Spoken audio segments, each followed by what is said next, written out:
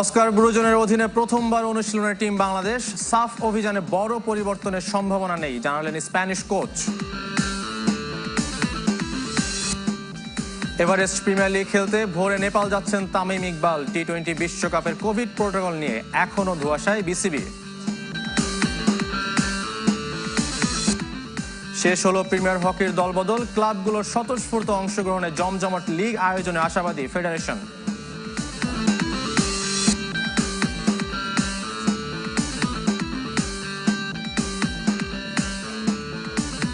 সবাইকে আমন্ত্রণ ডেকো super duper biscuit sports 24-এ আপনাদের সাথে আছে আমি সাফায়েত মৃদুল। শিরোনাম শুনছিলেন শুরুতেই, নিয়মিত আয়োজন পিক অফ দ্য ডে।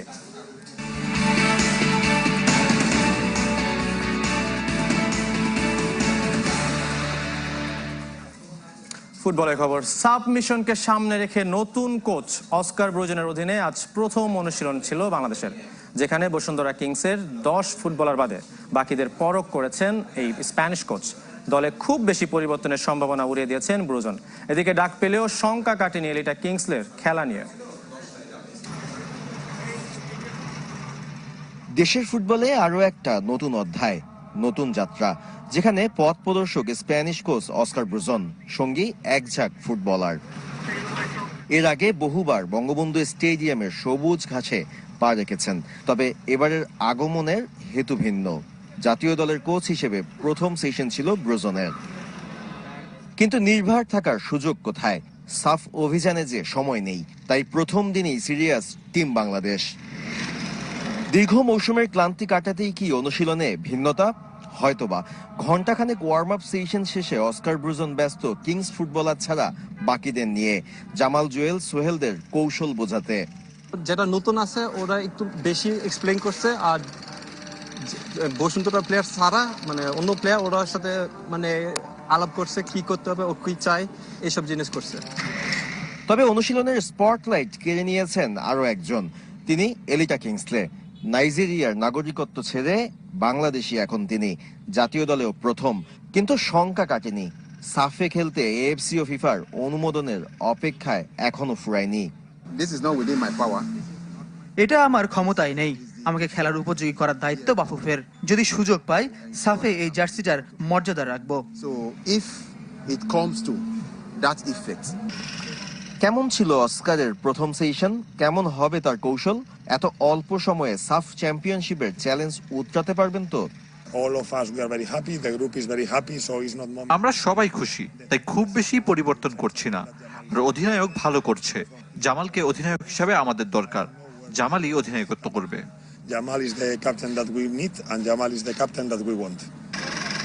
শেষ মুহূর্তে দলে যোগ দিয়েছেন হৃদয়। প্রথম অনুশীলনেও দেখা গেছে এই ডিফেন্সিভ মিডফিল্ডারকে। সাদমান সাকিব, চ্যানেল 24, ঢাকা। বন্ধুরা, দুরন্ত ট্রাইসাইকেল কালেকশন থেকে এক্ষুনি নিয়ে এসো তোমার পছন্দের ট্রাইসাইকেল। শৈশব হোক আনন্দময় ও প্রাণবন্ত, দুরন্ত ট্রাইসাইকেল। ক্রিকেটের খবর। ইনজুরি কাটিয়ে এভারেস্ট প্রিমিয়ার লিগ খেলতে কাল ভোরে নেপাল যাচ্ছেন তামিম ইকবাল। এই টুর্নামেন্ট পুনর্বাসনের অংশ হিসেবে নিচ্ছেন ওয়ানডে অধিনায়ক, জানিয়েছেন বিসিবি চিকিৎসক দেবাশিস চৌধুরী। এদিকে এখনও বিশ্বকাপে দলগুলোর কোভিড প্রোটোকল ও বায়োবাবলের নিয়ম নীতি জানায়নি আইসিসি। নেই বিশ্বকাপ স্কোয়াডে, তারপরও আলোচনায়।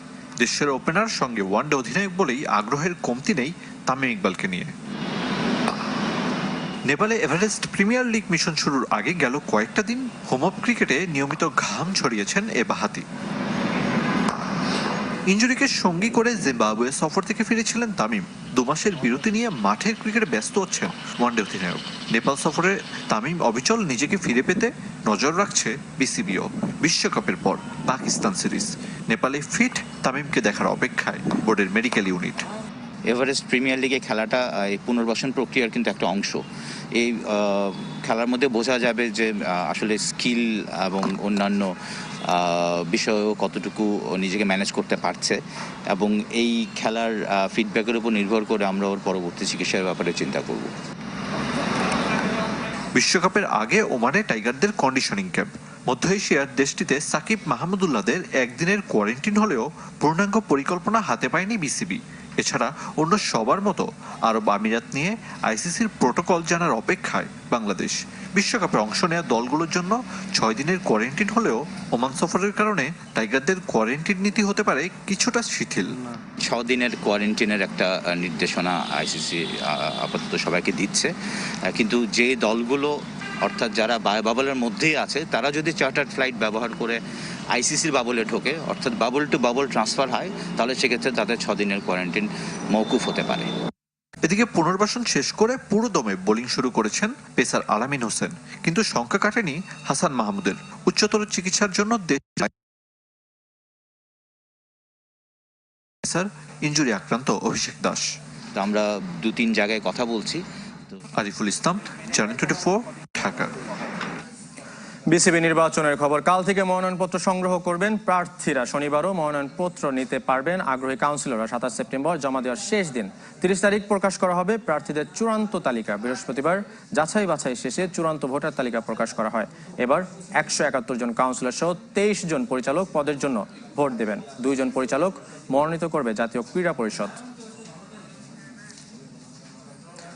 অনূর্ধ্ব 19 দলের 4 দিনের ম্যাচ দ্বিতীয় দিন শেষে বাংলাদেশের বিপক্ষে 64 রানের লিড নিয়েছে আফগানিস্তান। বিলাল সাইদির 17 রানে 8 উইকেট হারিয়ে 226 রান তুলেছে সফরকারীরা। সিলেট আন্তর্জাতিক ক্রিকেট স্টেডিয়ামে 2 উইকেটে 40 রান নিয়ে ব্যাট করতে নামে আফগান যুবদল। আশরাফুল ইসলাম, মেহরাব হাসানদের বোলিং তোপে 84 রানের মধ্যে হারায় 6 উইকেট। সপ্তম উইকেটে বড় জুটি গড়েন বিলাল সাইদি ও কামরান হোতাক। 17 রানে দেখা পান বিলাল। 101 রানে এই ব্যাটসম্যান রিটায়ার্ড হার্ট হলে ভাঙে 138 রানের জুটি। হোতাক ফেরেন 66 রান করে। প্রথম ইনিংসে 162 রানে অল আউট হয়েছিল বাংলাদেশ।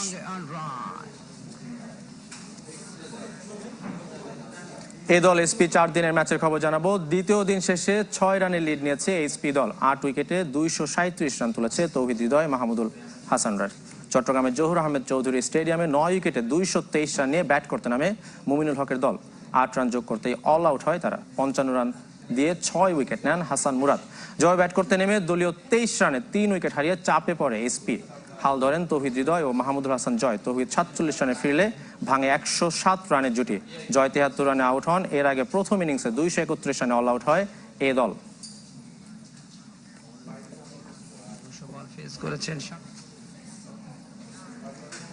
শেষ হলো হকির দলবদল। শেষ দিন বড় আয়োজনে আনুষ্ঠানিকতা সেরেছে পুলিশ হকি ক্লাব। দলবদল ক্লাবগুলোর স্বতঃস্ফূর্ত অংশগ্রহণে ফেডারেশনকে জমজমাট লিগ আয়োজনে আশাবাদী করছে।